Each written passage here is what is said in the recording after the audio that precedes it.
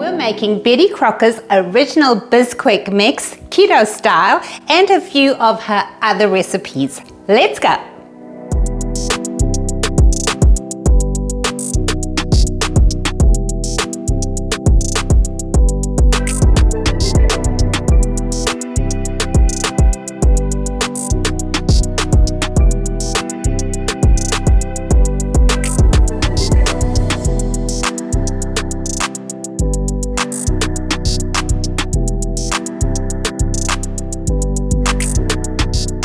One of our subscribers, Sarah Stock, gave me her recipe for the original Bisquick mix, and we converted it to keto.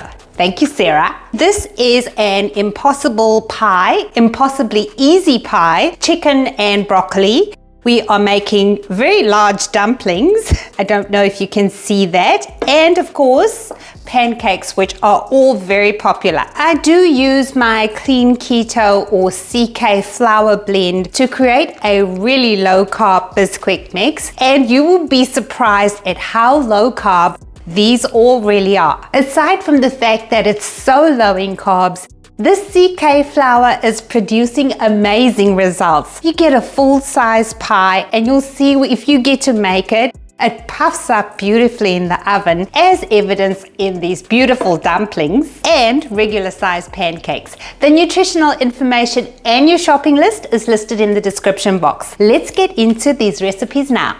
Add 2 cups of the Clean Keto Flour to a bowl if you're doing it by hand, or if you want to make it even easier, use a food processor like I am.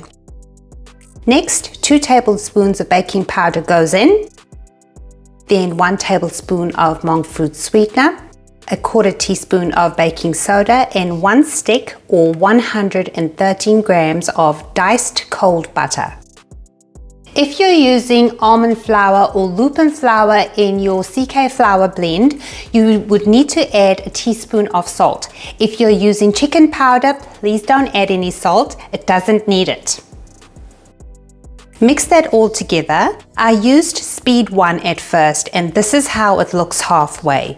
You can still see the clumps of butter, and that is not what we want. The mixture needs to look like wet or gritty sand. Okay, so we keep mixing. I pulsed it a few times, and that seemed to do the trick. And here is the completed Bisquick mixture. You should have close to 395 grams of Bisquick mix now. Store it in a freezer-safe container or bag until it's ready for use. Let's make pancakes!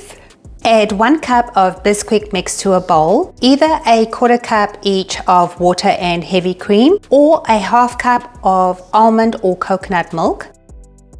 Then 1 egg, 1 tablespoon of avocado or olive oil, and a teaspoon of vanilla extract.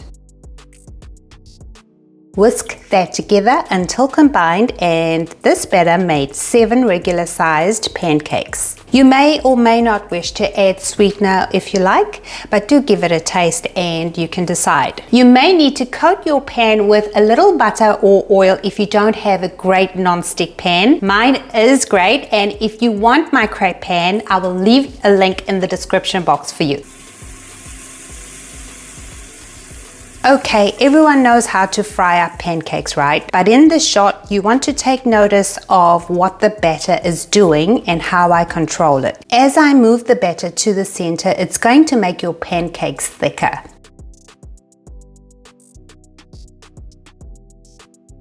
Also, when I flip it over and the pancake loses its shape again, just draw the excess batter back into the pancake. And this is my stack of pancakes ready for toppings, which I will do for breakfast.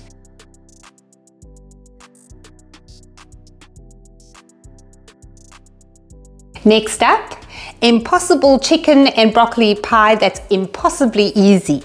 Set the oven temperature to 370 degrees Fahrenheit or 185 degrees Celsius. Grab a pie dish and grease the base and the sides with a teaspoon of either oil or butter. Right, into the pie dish, add 2 cups of broccoli florets. You want it to be drained and properly thawed out. Next is 1 cup of shredded cheddar or tasty cheese. and 1 cup of cooked chicken. You can do rotisserie chicken or diced, then pre-cook the chicken beforehand. Okay, moving on, add 1/3 of a cup of diced onion, and you want to mix that up and arrange it so your pie is level. Set that aside for a second because we're now going to prepare a quick Bisquick batter. Add 2 eggs to a bowl or jug, 1 cup of almond or coconut milk, a 1/2 cup of Bisquick mix, a dash of black pepper if you wish, and whisk that together until combined. Then pour over the ingredients in your pie dish.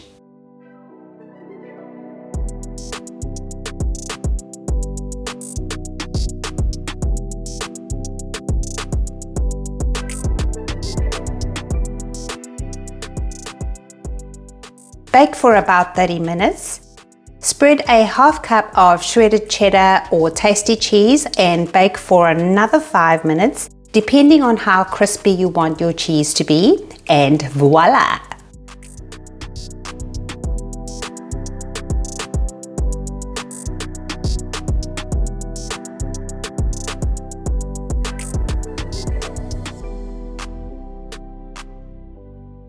And last but not least, look at these dumplings. Over a medium heat, add 1 tablespoon of oil and let it heat up. I just used avocado oil. Then I added 1 cup of diced chicken. Let that cook until the chicken turns white. And then add 1/3 of a cup of diced onion and 1/3 of a cup of diced carrot. Then I added a 1/2 teaspoon of garlic powder, which is optional, and let that cook for a couple of minutes. Then a sprinkle each of black pepper and salt, which will be to your taste and is optional. And this is fresh thyme. I used in total 4 sprigs of thyme, and if you want to use dried, I would go with a tablespoon. And now for the sauce. Add at least 1 cup of chicken stock, depending on how much sauce you would like, and a 1/4 cup of heavy cream. If you want a thick sauce, you can whisk in 1 or 2 teaspoons of your CK flour. Let's set that aside for a moment, and now we're going to make Bisquick dumplings. To a bowl, add 2 cups of the Bisquick mix and then 2/3 of a cup of almond or coconut milk. Mix that together with a spatula instead of a whisk because look what happens. It's a very thick batter.